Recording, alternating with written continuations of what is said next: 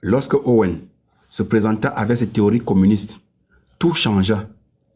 Il y avait trois grands obstacles qui lui semblaient surtout barrer la route de la réforme sociale. Le premier obstacle, c'était la propriété privée. Le deuxième obstacle, qui peut avoir une idée? Le deuxième obstacle, qui peut avoir une idée du deuxième obstacle? Et c'est quelque chose qui maintient l'Afrique dans sa position de dépendance. Je vais voir celui qui sera le premier à écrire ça. C'est un gros problème en Afrique. Le deuxième obstacle, c'était quoi? Quelqu'un a-t-il une idée? Quelqu'un a-t-il une idée? Quelqu'un a-t-il une idée?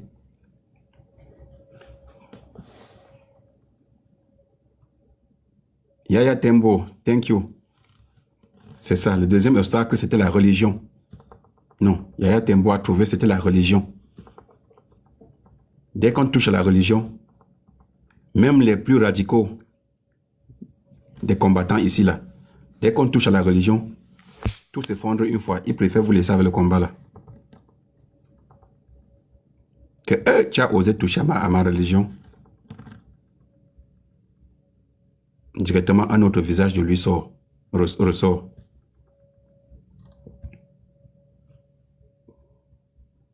Ça a été un problème avant, c'est un problème aujourd'hui et ce sera un problème demain.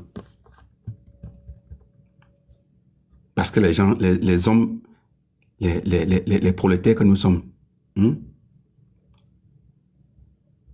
ils pensent, pour ceux qui n'ont pas encore pris conscience de la situation des prolétaires, pensent toujours, ils croient, même pas qu'ils pensent, ils croient toujours qu'il y a un esprit saint, un Dieu, je ne sais pas, un Messie, qui viendra comme ça un jour changer la situation. Donc, si tu touches à la seule chose qui les maintient, tu as un problème avec eux. C'est pour ça qu'ils sont, malgré qu'ils n'ont rien à manger, ils sont remplis dans les églises. Même quand ils ont trouvé 100 francs qu'ils pouvaient acheter les beignets avec, ils vont aller donner ça aux prêtres. Dormir sans manger. Même quand ils cultivent les plus bons fruits, ils partent remettre ça aux prêtres. C'est comme ça. Et dans tous les pays où il y a de la misère, les gens croient beaucoup.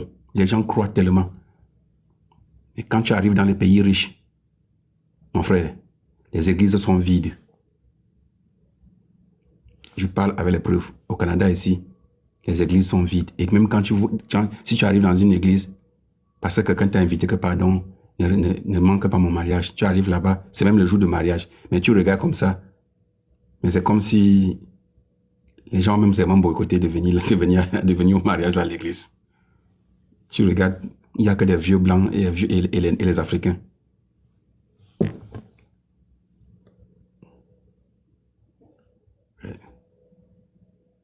Ouais, c'est là que les églises noires qui sont pleines. Voilà, c'est ça qui est écrit là, c'est vrai. Tu arrives au Congo, un pays comme ça là, où il y a la précarité partout, malgré toute la richesse que le pays peut avoir, les gens sont seulement dans les églises. Dans chaque quartier, il y a au moins 5 pasteurs. Avec ça, le pays ne pourra jamais s'en sortir. Je dis jamais. Ce n'est pas comme si je suis en train de blaguer. Le pays ne pourra jamais s'en sortir.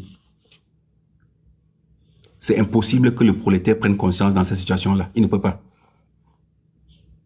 Parce qu'il est déjà calé. Il y a quelque chose qui bloque son cerveau. C'est qu'il faut remettre tout à Dieu. Dans sa tête, tout pouvoir vient de l'Éternel. Donc, il est même convaincu que c'est Dieu qui a donné le pouvoir pour bien. Et que les hommes n'ont pas le droit d'enlever ça.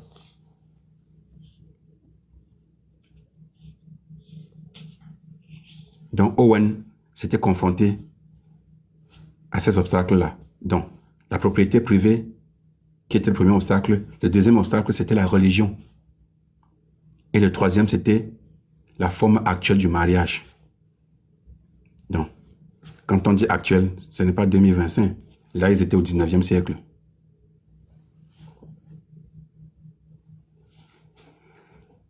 Il savait ce qu'il attendait s'il les attaquait. Vous voyez, moi-même qui parle là, je sais ce qui m'attend si j'attaque la religion. C'est pour ça que j'essaie toujours de jouer de rester un peu au milieu. Parce que dès que si je me mets vraiment à attaquer la religion là, même les 30 personnes qui sont là, bientôt tu vas regarder là, il n'y aura même plus 10 personnes. C'est ça. Il savait ce qu'il attendait s'il les attaquait. Universel, mise au banc de la société officielle, perte de toute sa situation sociale. Mais il ne se laissa pas détourner de les attaquer sans ménagement. Il avait quand même osé. Et il arriva ce qu'il avait prévu. Il était banni de la société officielle, enseveli sous la conspiration du silence de la presse, ruiné par ses expériences communistes manquées en Amérique, expériences dans lesquelles il avait sacrifié toute sa fortune. Il se tourna directement vers la classe ouvrière et continua 30 ans encore d'agir dans son sein. Tous les mouvements sociaux, tous les progrès réels qui furent réalisés en Angleterre dans l'intérêt des travailleurs se rattachent au nom d'Owen. C'est ainsi qu'après 5 ans d'efforts, il fit passer en 1819 la première loi limitant le travail des femmes et des enfants dans les fabriques. C'est ainsi qu'il présida le premier congrès au cours duquel les trade unions de toute l'Angleterre semblèrent en une seule grande association syndicale. C'est ainsi qu'il introduisit, comme mesure de transition menant à une organisation entièrement communiste de la société, d'une part, les sociétés coopératives, donc coopératives de consommation et de production, qui, depuis, ont au moins fourni la preuve pratique que le marchand ainsi que le fabricant sont des personnages dont on peut très bien se passer. D'autre part, les bazars du travail, établissements pour l'échange de produits du travail au moyen d'une monnaie papier du travail dont l'utilité était constituée par l'heure de travail. Ces établissements, nécessairement voués à l'échec, étaient une anticipation complète de la banque d'échange que Proudhon devait instituer bien plus tard, mais s'en distinguait précisément par le fait qu'il ne représentait pas la panacée des maux sociaux, mais seulement un premier pas vers une transformation bien plus radicale de la société. La manière de voir des utopistes à longueur... Qu'est-ce que je disais? La manière de voir des utopistes a longtemps dominé les idées socialistes du 19e siècle et les domine encore en partie. Elle était encore, il y a peu de temps, celle de tous les socialistes anglais et français. C'est à elle que se rattachent les débuts du communisme allemand, Wettlin compris. Le socialisme est pour eux tous l'expression de la vérité, de la raison et de la justice absolue. Et il suffit qu'on le découvre pour qu'il conquiert le monde par la vertu de sa propre force. Comme la vérité absolue est indépendante du temps, de l'espace et du développement de l'histoire humaine, la date et le lieu de sa découverte sont un pur hasard.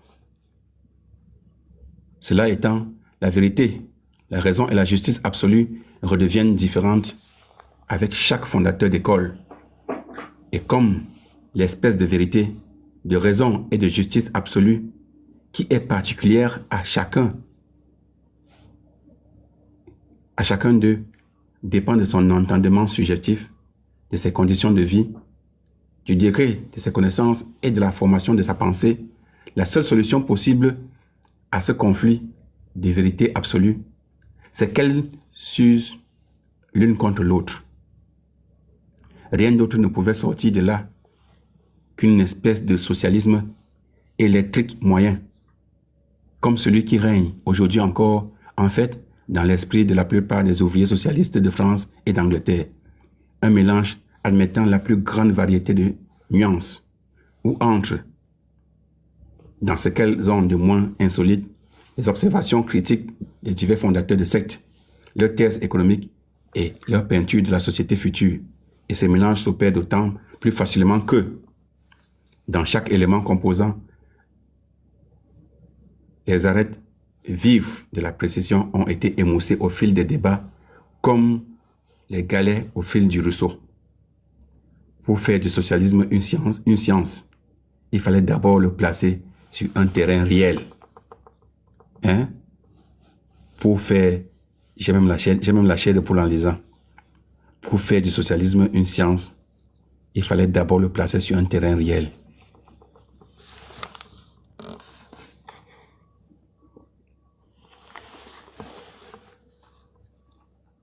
Cependant, à côté et à la suite de la philosophie française du XVIIIe siècle, la philosophie allemande moderne était née et avait trouvé son achèvement en Engels. Son plus grand mérite fut de revenir à la dialectique comme à la forme suprême de la pensée.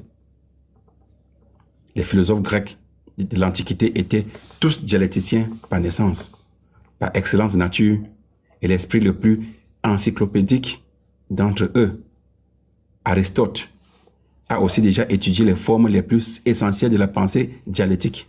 La philosophie moderne, par contre, bien que la dialectique y eut aussi de brillants représentants, par exemple Descartes et Spinoza, s'était de plus en plus embourbée, surtout sous l'influence anglaise, dans le mode de pensée dit métaphysique, qui domine aussi presque sans exception les Français du 8e siècle, du moins dans leur œuvre spécialement philosophique.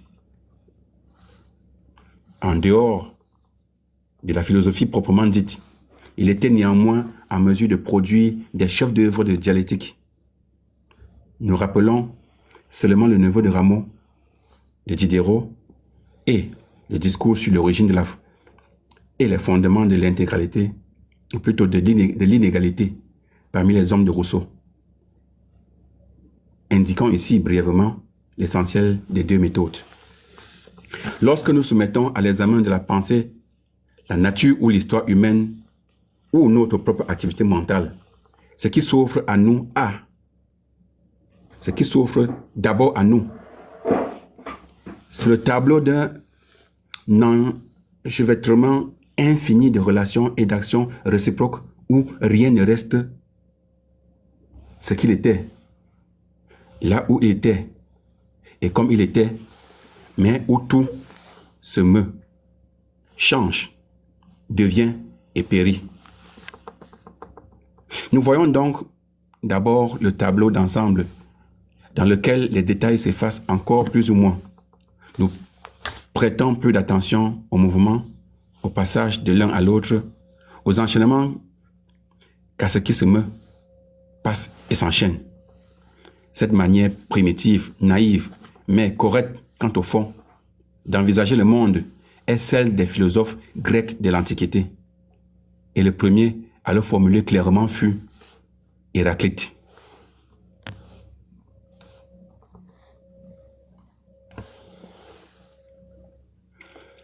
Tout est et n'est pas, car tout est fluent.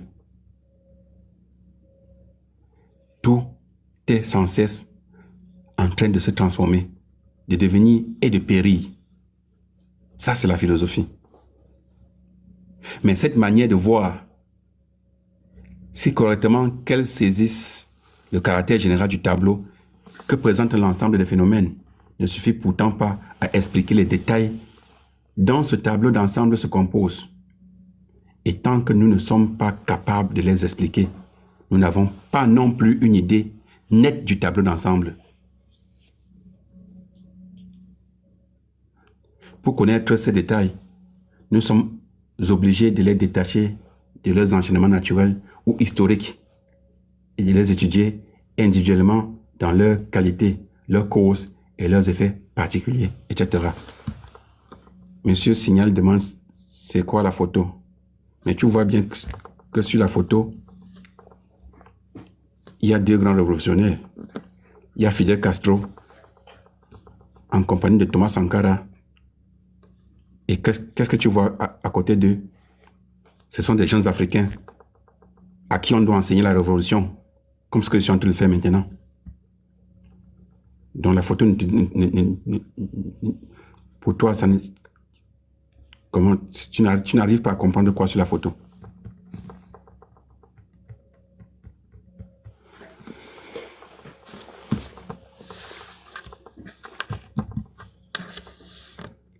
Bien.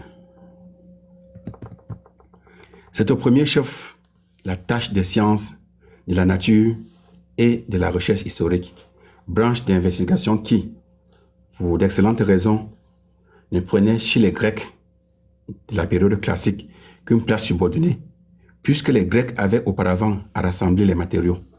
Il faut d'abord avoir réuni jusqu'à un certain point des données naturelles et historiques pour pouvoir passer au dépouillement critique. Écoutez très bien, il faut d'abord avoir réuni jusqu'à un certain point des données naturelles et historiques pour pouvoir passer au dépouillement critique, à la comparaison ou à la division en classes, ordre et genre. Les rudiments de l'étude exacte de la nature ne sont donc développés que par les Grecs de la période alexandrine et plus tard au Moyen Âge. On s'interroge. Par les Arabes. Encore, une science effective de la nature ne se rencontre-t-elle que dans la deuxième moitié du XVe siècle, date depuis laquelle elle a progressé à une vitesse sans cesse croissante. La décomposition de la nature en cette partie singulière, la séparation de divers processus et objets naturels en classes déterminées, l'étude de la constitution interne des corps organiques dans la variété de leurs aspects anatomiques, telles étaient les conditions fondamentales des progrès gigantesques que les 4 derniers siècles nous ont apportés dans la connaissance de la nature. Mais cette méthode nous a également légué l'habitude d'appréhender les objets et les processus naturels dans leur isolement, en dehors de la grande connexion d'ensemble, par conséquent, non dans leur mouvement, mais dans leur repos, comme des éléments non essentiellement variables, mais fixes, non dans leur vie, mais dans leur mort. Et quand, grâce à Bacon et à Locke, cette manière de voir passa des sciences de la nature à la philosophie, elle produisit l'étroitesse d'esprit spécifique des derniers siècles, le mode de pensée métaphysique. Pour le métaphysicien, les choses et leurs reflets dans la pensée, les concepts, sont des objets d'étude isolés, à considérer l'un après l'autre, et l'un sans l'autre, fixe, rigide, donné une fois par toutes. Il ne pense que par antithèse, sans moyen terme. Il dit oui, oui, non, non. Ce qui va au-delà ne vaut rien. Pour lui, ou bien une chose existe, ou bien elle n'existe pas. Une chose ne peut pas non plus être à la fois elle-même et une autre. Le positif et le négatif s'excluent absolument. La cause et l'effet s'opposent de façon tout aussi rigide. Si ce mode de pensée nous paraît au premier abord tout à fait évident, c'est qu'il est celui de ce qu'on appelle le bon sens. Mais si respectable que ce soit, ce compagnon, tant qu'il reste cantonné dans le domaine prosaïque de ces 4 murs, le bon sens connaît des aventures tout à fait étonnantes dès qu'il se risque dans le vaste monde de la recherche. Et la manière de voir métaphysique, si justifiée et même si nécessaire soit-elle, dans ce vaste domaine dont l'étendue varie selon la nature de l'objet, se heurte toujours, tôt ou tard, à une barrière au-delà de laquelle elle devient étroite, bornée, abstraite et se perd en contradictions insolubles. La raison en est que, devant les objets singuliers, elle oublie leur enchaînement. devant leur être, leur devenir et leur périr, devant leur repos, leur mouvement. Les arbres l'empêchent de voir la forêt. Pour les besoins de tous les jours, nous savons, par exemple, et nous pouvons dire avec certitude, si un animal existe ou non. Mais une étude plus précise nous fait prouver que ce problème est parfois des plus embrouillés. Et les juristes le savent très bien. Qui se sont évertués en vain à découvrir la limite rationnelle à partir de laquelle tuer un enfant dans le sein de sa mère est un meurtre. Et il est tout aussi possible de constater le moment de la mort. Car la philosophie démontre que la mort n'est pas un événement unique et instantané, mais un processus de très longue durée.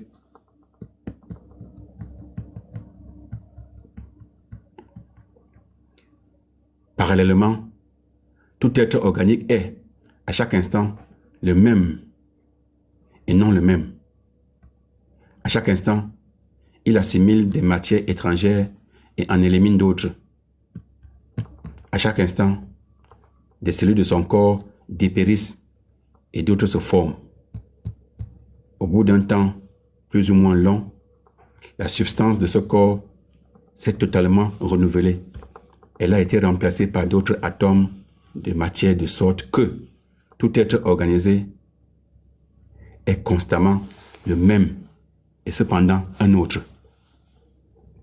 À considérer les choses d'un peu près, nous trouvons encore que les deux pôles d'une contradiction, comme positif et négatif, sont tout aussi inséparables qu'opposés et qu'en dépit de toute leur valeur d'antithèse, ils se pénètrent mutuellement, parallèlement, que cause et effet sont des représentations qui ne valent comme telles qu'appliquées à un cas particulier, mais que, dès que nous considérons ce cas particulier dans sa connexion générale avec l'ensemble du monde, elles se fondent, elles se résolvent dans la vue de l'universelle action réciproque, où cause et effet permutent continuellement, où ce qui était effet maintenant ou ici devient cause ailleurs ou ensuite et vice-versa.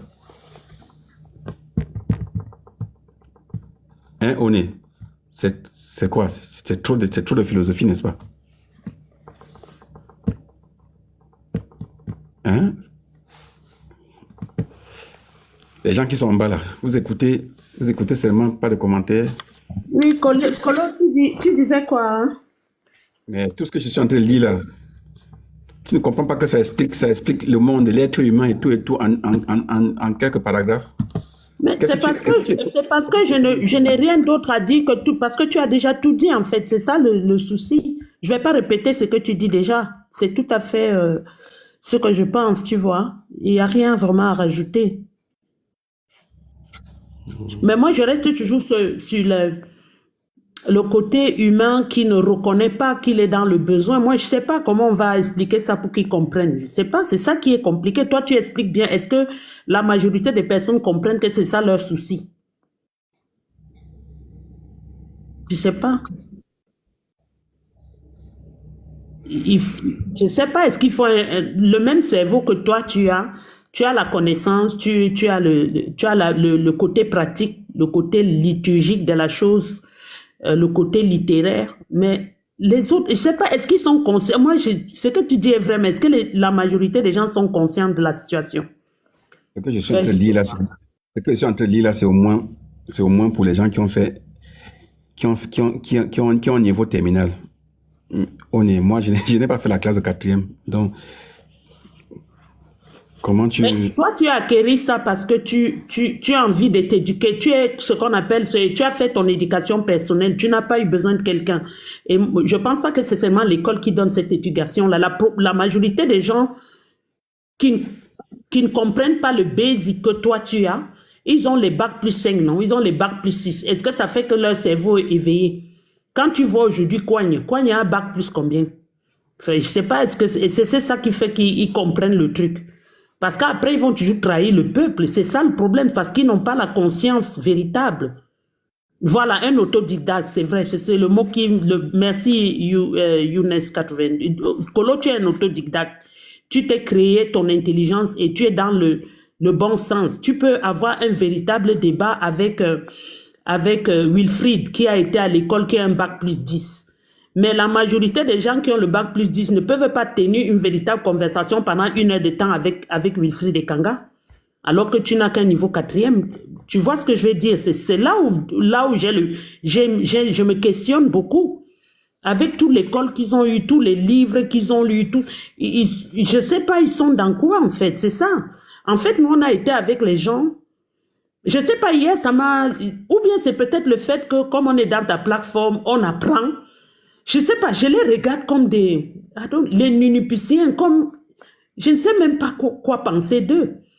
Voilà les gens avec qui on est ensemble pratiquement depuis 2018. Mais quand je les entends parler aujourd'hui, je me dis, mais qu'est-ce qui s'est passé?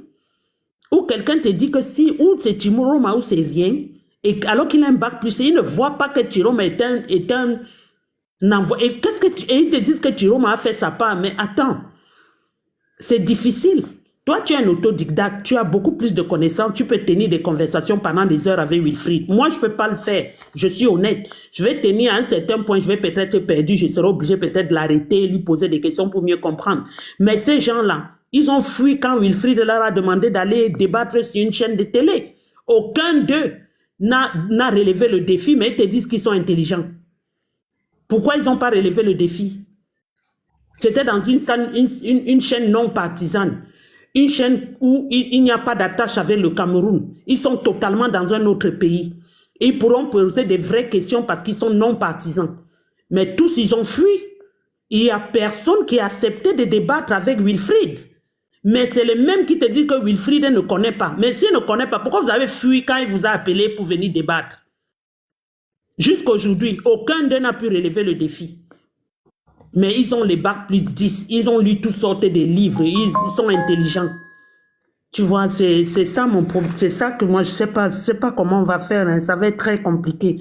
On n'a même pas commencé Colo, c'est aujourd'hui que je réalise qu'on n'est même pas sorti de l'auberge. Le combat est truffé des middlemen, les gens qui sont entre deux chaises. Les modérés sont remplis dans ce combat. Ça va être compliqué avec les modérés. On est très peu d'extrêmes. Tous sont des modérés. 90%, 98% même c'est des modérés. On va faire comment puisque le combat, ce sont les extrémistes qui mènent le combat. Si eux tous ils sont des modérés, ça va être compliqué. Ceux qu'au début tu voyais qu'ils étaient des modérés, des extrémistes, tu vois finalement qu'ils viennent du côté des modérés. Mais ça fait peur, hein. On est lâche. Je ne sais même pas Colo.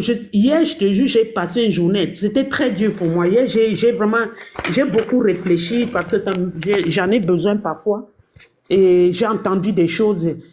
J'ai dit, mon Dieu, on n'est même pas sorti d'auberge. Est-ce que ça va servir? Je ne sais pas, Colo. C'est ça mon questionnement. C'est vraiment très, très grave, vraiment. On n'est même pas encore sorti d'auberge. Toi, tu as la volonté de te construire. Mais ce n'est pas tout le monde. Et si tu leur dis maintenant, venez écouter, je lis, ils vont te dire que tu n'as pas le niveau. Mais eux-mêmes, ils n'arrivent pas à tenir un seul débat avec quelqu'un qui les a. Même avec toi, ils ne peuvent pas tenir un débat parce que tu vas les laisser très loin. Mais ils ne peuvent pas accepter ça, qu'ils n'ont pas le niveau. Moi, je leur dis, vous n'avez pas le niveau. Et je leur ai dit, vous êtes des... Moi, j'ai appelé, comment je l'avais encore appelé? Vous êtes perdus, vous n'êtes même pas, je ne sais même pas si vous comprenez même le combat, vous ne comprenez même le truc basique du combat, vous ne comprenez rien. Hein, je lui ai dit que vous êtes des lâches, vous n'êtes pas des, enfin je ne sais pas, vous n'avez pas, hein. Il m'a dit comment ça, j'ai dit que tu ne connais rien, Momo. Je suis monté ici pour te dire que tu ne sais rien. Hein, tu es un bâtard politique. Il me dit que tu m'appelles bâtard. J'ai dit tu es bâtard politique. Je vais te le dire, tu es un bâtard politique, toi et ta soeur là. Vous êtes tous des bâtards politiques, vous ne connaissez rien. Même pas le basique que moi je ne suis pas parti plus loin que le bac, mais je connais plus que vous. Il m'a dit, parle-moi du programme du MSC. J'ai dit, je suis ici pour le programme du MSC. Si tu ne comprends pas la petite chose que Chiroma était un infiltré, desquels tu connais le programme du MSC, ça t'a aidé en quoi? Puisque tu n'as pas pu lire entre les lignes que Chiroma est venu détruire la révolution. Je ne sais pas qu'est-ce que je peux débattre avec toi. Aussi simple que ça. Il n'avait plus rien à dire. Il a commencé à me dire que oui, vous faites la révolution. Au lieu de faire la révolution, vous tirez sur nous. J'ai dit, Momo, est-ce que c'est ça le débat? Si tu n'as pas eu comprendre que Tirome est un infiltré aujourd'hui, en 2025, ton programme que tu connais du MSC, ça sert à quoi? Tu mets Tirome et Maurice Kamto sur la même échelle. Mais ce que le programme là que tu as lu, tu n'as pas bien lu, va relire. C'est ça le problème, Kolo. Toi, tu as la connaissance que les autres n'ont pas. Hein? Ça, c'est la réalité.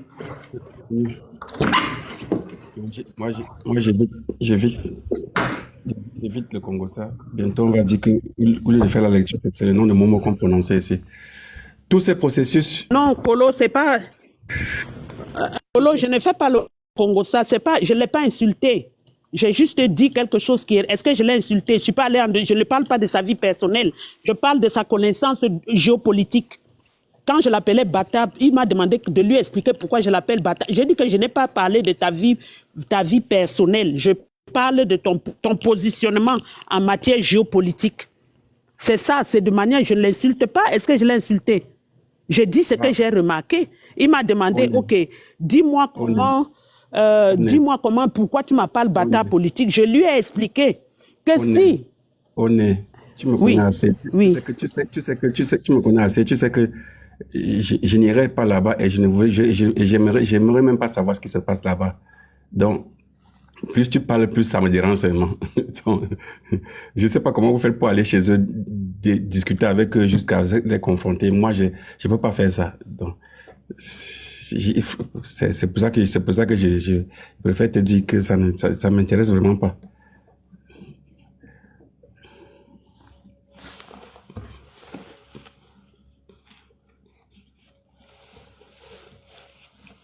Tous ces processus, toutes ces méthodes de pensée n'entrent pas dans le cadre de la pensée métaphysique. Pour la dialectique, par contre, qui appréhende les choses et leurs reflets conceptuels essentiellement dans leur connexion, leur enchaînement, leur mouvement, leur naissance et leur fin. Les processus mentionnés plus haut sont autant de confirmations du comportement qui lui est propre. Désolé. La nature est le banc d'essai de la dialectique et nous devons dire à l'honneur des sciences modernes de la nature qu'elle a fourni pour ce banc d'essai une moisson extrêmement riche de faits qui s'accroît tous les jours en prouvant ainsi que dans la nature, les choses se passent en dernière analyse dialectiquement et non métaphysiquement, que la nature ne se meut pas dans l'éternelle monotonie d'un cycle sans cesse répété, mais parcourt une histoire effective. Avant tout autre, il faut citer ici Darwin, qui a porté le coup le plus puissant à la conception métaphysique de la nature en démontrant que toute la nature organique actuelle, les plantes, les animaux et, par conséquent, l'homme aussi, est le produit d'un processus d'évolution qui se poursuivit pendant des millions d'années. Mais comme jusqu'ici, on peut compter les savants qui ont appris à penser dialectiquement, le conflit entre les résultats découverts et le mode de pensée traditionnel explique l'infinie confusion qui règne actuellement dans la théorie des sciences de la nature et qui met au désespoir maîtres et élèves, auteurs et lecteurs. Une représentation exacte de l'univers, de son évolution et celle de l'humanité, ainsi que du reflet de cette évolution dans le cerveau des hommes, ne peut donc se faire que par voie dialectique, en tenant constamment compte des actions réciproques, universelles, du devenir et du finir, des changements progressifs et régressifs. Et c'est aussi dans ce sens que s'est immédiatement manifestée la philosophie allemande moderne. Kant a commencé sa carrière en résolvant le système solaire stable de Newton et sa durée éternelle une fois donné le fameux choc initial en un processus historique. La naissance du Soleil et de toutes les planètes à partir d'une masse nébuleuse en rotation. Et il en tirait déjà cette conclusion qu'étant donné qu'il était né, le système solaire devait nécessairement mourir un jour. Cette vue, un demi-siècle plus tard, a été confirmé mathématiquement par Laplace et, après encore un demi-siècle, le spectroscope a démontré l'existence dans l'univers de semblables masses gazeuses incandescentes à différents degrés de condensation. Bonjour Lovely. Cette philosophie allemande moderne a trouvé sa conclusion dans le système de Engels, dans lequel, pour la première fois, et c'est son grand mérite, le monde entier de la nature, de l'histoire et de l'esprit était représenté comme un processus, c'est-à-dire comme étant engagé dans un mouvement, un changement, une transformation et une évolution constante, et où l'on tentait de démontrer l'enchaînement interne de ce mouvement et de cette évolution. De ce point de vue, l'histoire de l'humanité n'apparaissait plus comme un enchevêtrement chaotique de violences absurdes, toutes également condamnables devant le tribunal de la raison philosophique arrivé à maturité, et qu'il est préférable d'oublier aussi rapidement que possible. Mais comme le processus évolutif de l'humanité lui-même et la pensée avaient maintenant pour tâche d'en suivre la lente marche progressive à travers tous ces détours et d'en démontrer la logique interne à travers toutes les contingences apparentes, que le système de Engels n'ait pas résolu le problème qu'il s'était posé importe peu ici. Son mérite, qui fait époque, était de l'avoir posé. Ce problème est précisément de ce qu'aucun individu à lui seul ne pourra jamais résoudre. Bien que Engels fût, avec Saint-Simon, la tête la plus encyclopédique de son temps, il était tout de même limité. D'abord, par l'étendue nécessairement restreinte de ses propres connaissances. Ensuite, par l'étendue et la profondeur également restreinte des connaissances et des vues de son époque. Mais il faut tenir compte encore d'une troisième circonstance. Engels était idéaliste. Ce qui veut dire qu'au lieu de considérer les idées de son esprit comme les reflets plus ou moins abstraits des choses et des processus réels, il ne considérait à l'inverse les objets et leur développement que comme de simples copies réalisées de l'idée, entre guillemets, existant de quelque manière dès avant le monde. De ce fait, tout était mis sur la tête et l'enchaînement réel du monde entièrement inversé. Et en conséquence, bien que Engels eût appréhendé maintes relations particulières avec tant de justesse et de génie, les raisons indiquées rendaient inévitable que le détail aussi tourna souvent au ravaudage, à l'article, à la construction, bref, à la perversion du vrai. Le système de Engels, comme tel, a été un colossal avortement, bien que le dernier du genre. En effet, ne souffrait-il pas toujours d'une contradiction interne incurable? On s'interroge. D'une part, son postulat essentiel était la conception historique selon laquelle l'histoire de l'humanité est un processus évolutif qui, par nature, ne peut trouver sa conclusion intellectuelle dans la découverte d'une prétendue vérité absolue. Mais d'autre part, il prétend être précisément la somme de cette vérité absolue. Colo, j'ai une question. Je n'ai pas compris un mot là que tu viens de prononcer, s'il te plaît. Quel mot? Le système de Engels, c'est quoi? Tu ne connais pas Engels? Non. Engels, c'est un philosophe, c'est un savant, c'est un socialiste ou plus ou moins un communiste. C'est Ok. celui qui a écrit, ce sont eux qui ont développé le socialisme scientifique, hein, avec Karl Marx. Ah, ok. C'était un Allemand. Karl Marx, je connais, mais Engels, ok, ça va, oui, maintenant je vois. Ok, merci.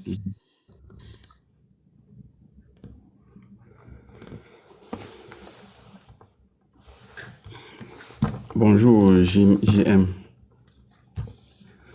Ok. Donc,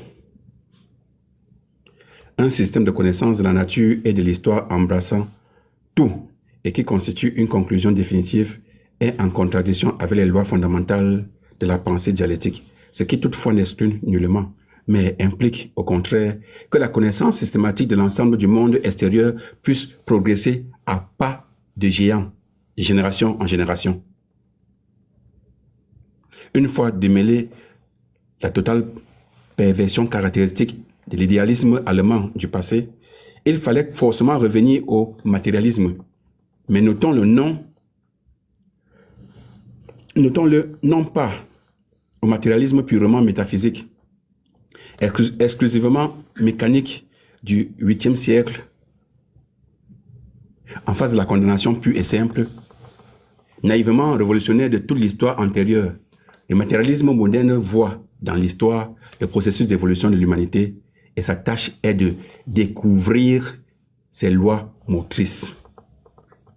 En face de la représentation de la nature qui régnait tant chez les Français au 8e siècle que chez Engels encore, et qui en faisait un tout restant constamment semblable à lui-même et se mouvant en cycle étroit, avec des corps célestes éternels, ainsi que l'avait enseigné Newton, et des espèces organiques immuables, ainsi que l'avait enseigné Linné. Le matérialisme moderne synthétise, au contraire, les progrès modernes des sciences de la nature, d'après lesquels la nature, elle aussi, a son histoire dans le temps. Les corps célestes, comme les espèces vivantes susceptibles d'y vivre dans des circonstances favorables, naissent et périssent, et les cycles de révolution, dans la mesure où, en général, on peut encore les admettre, prennent des dimensions infiniment plus grandioses. Dans les deux cas, il est essentiellement dialectique et n'a que faire d'une philosophie placée au-dessus des autres sciences. Dès lors que chaque science spéciale est invitée à se rendre un compte exact de la place qu'elle occupe dans l'enchaînement général des choses et de la connaissance des choses, toute science particulièrement, ou plutôt particulière de l'enchaînement général devient superflue.